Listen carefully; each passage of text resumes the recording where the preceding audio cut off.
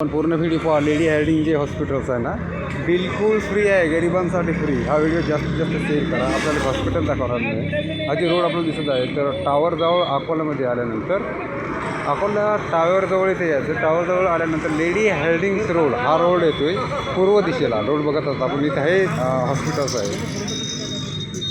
कोणत्याही प्रकारचा चार्जेस नाही. ECG असो, डिलिव्हरी जर असेल तर बिलकुल डिलिव्हरी फ्री होती. 1 रुपये लागत नाही.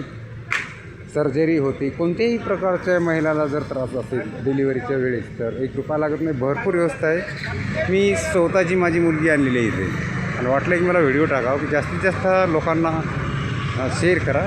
परत सांगतो आहे आपल्याला की अकोला येथे आल्यानंतर बसस्टँडवर आलं ना की टावरजवळ यायचं आहे. टावरजवळ आल्यानंतर कोणाला विचारायचं की लेडी हायडिंग रोड, तर हा रोड येतो आहे पूर्व दिशेला येतो आहे.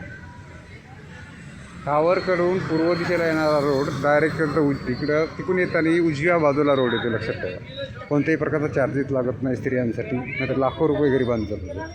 तसेच इथे जेवणसुद्धा बाहेरून मोफत येते.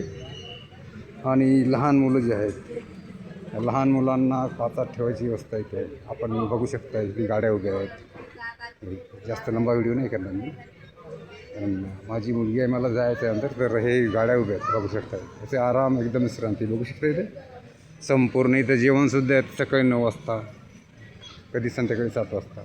जेवढं मिळेल तेवढी मदत आहे. पण दवाखान्यात जर म्हणतात ना, सोबत आलेल्यांसाठी सुद्धा आरामाची जागा आहे. रूम करण्याची आवश्यकता नाही. त्या गाड्या आहेत जगाच्या 102, 112 अशा नंबरवर कॉल करून इमर्जन्सी हे बघू शकता आपण. किती खूप गर्दी आहे बघू शकता. शांततेचं वातावरण एकदम बिलकुल. हे सगळे डिलिव्हरीसाठी आलेले तिथे.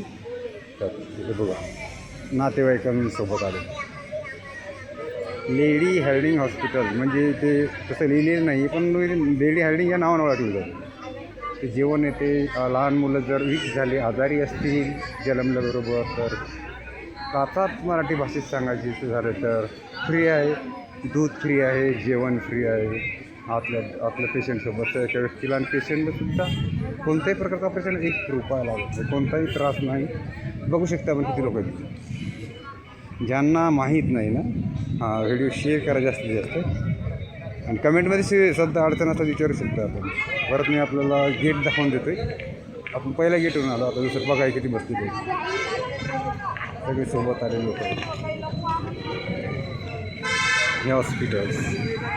आत आल्यानंतर आपला आधार क्रमांक, आधार कार्ड सोबत पाहिजे. पतीचे जे डिलिव्हरी करणारी आहे स्त्री, ती आणि तिचा स्वतःचा पती, या दोघांचीच पाहिजे. बाकी नातेवाईकाची काही आवश्यकता नाही. आधार कार्ड पाहिजे. आणि असे नातेवाईक बसले असतात बघू शकता आपण आतून जाऊन. अवघ्या 1 दिवसात सर्व तपासण्या होतात. इमर्जन्सी असेल तर लवकर ऑपरेशनसुद्धा होतात. ठीक आहे. धन्यवाद.